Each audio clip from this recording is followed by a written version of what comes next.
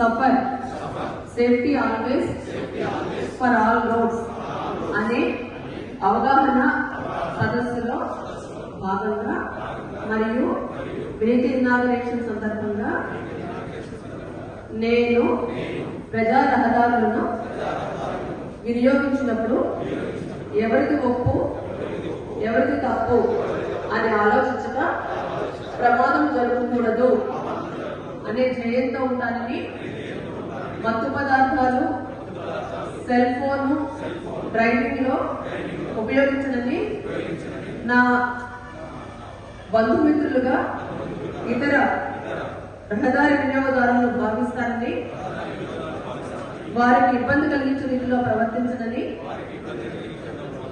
నేను తెలుసుకున్న రహదారి భద్రతా విజ్ఞానాన్ని 10 మందికి నా సాయశక్తుల ప్రచారం చేస్తానని ప్రతిజ్ఞ చేస్తున్నాను.